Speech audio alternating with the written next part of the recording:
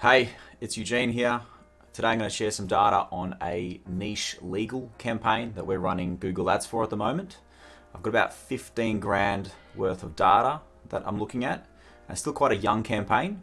So we spent 15 grand with Google Ads, which has delivered us roughly 2,000 clicks, which converted to 139 bookings where we've connected the booking form with Google Ads and we're tracking that as a conversion.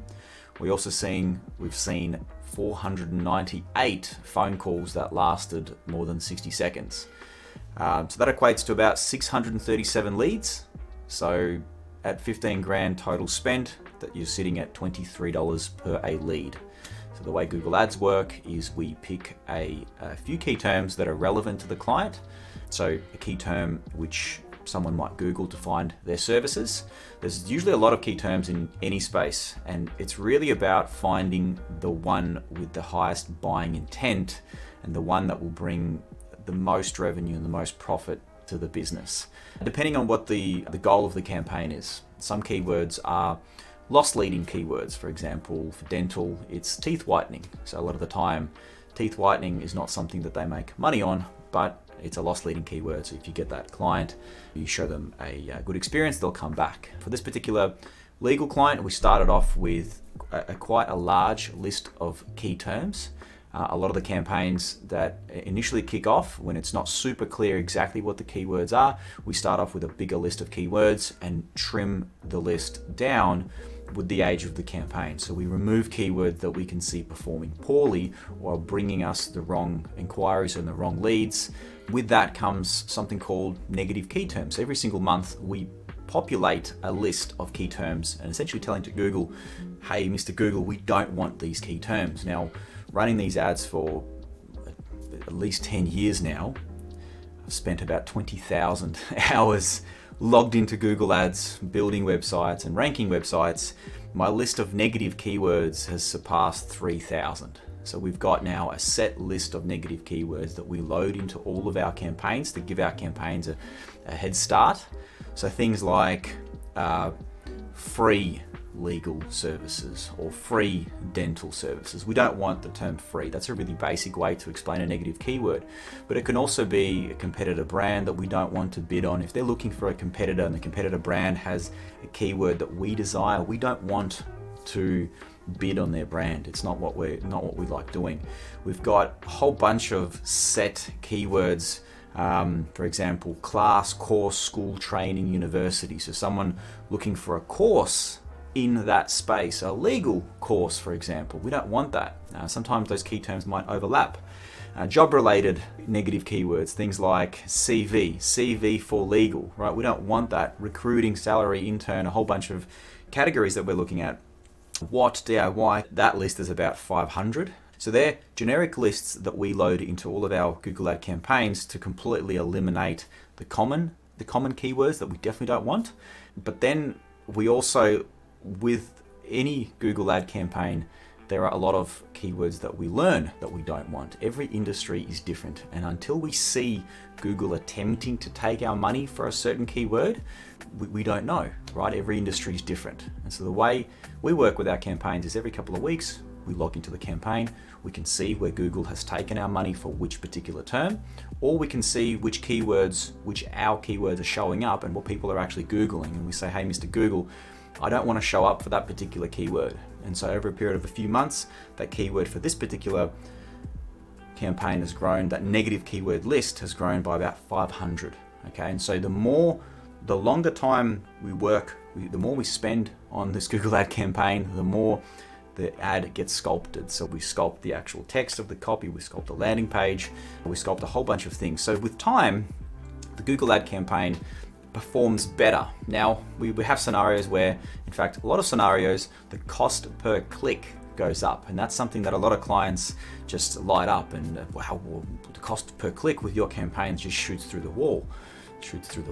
Yeah, we're just gonna roll with that one. Shoots through the wall. I like that. The reason a lot of the time with our campaigns and professionally set up campaigns, the cost per click goes up, the average cost per click, is that we're not bidding on useless key terms that we don't want. A lot of the campaigns that we take over or we inspect, the cost per click might be something like, I don't know, $1, $2, and $3. And so the client is happy because they're hearing of cost per clicks of $10, $15, $20, $30, $50, $100. And on their campaign, they're seeing 50 cents, $1, $3. They're like, wow, this is really cheap enough for me to keep throwing shit at the wall, right? But here we are inspecting the campaign, getting requested to do some work. And the first thing that we're seeing is a lot of money is being wasted on key terms that bring no value to this business. And so I guess the question is always, would you rather 10 clicks for cheap key terms that have a very low chance to inquire or buy or engage?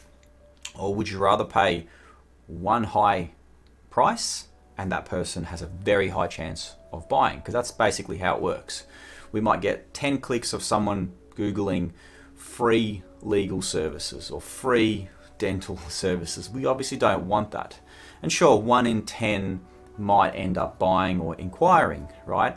But why don't we just pay for the term of legal services, right? Best legal services near me. The actual keyword with the right intent. And every industry has keywords that have a high intent and a low buying intent. And so what happens is when we remove a lot of the junk and the keywords that don't bring us the right leads, the average cost per click goes up. A lot of the time the clients, whoa, these cost per clicks are through the roof. A lot of the time we say, hey, don't worry what that cost per click is. Just have a look at the last 2 months or 3 months of data and track what came from the Google ad. And that's easy to track because all the conversion tracking is set up, the leads coming from a particular email to a particular inbox with the subject heading Google Ads.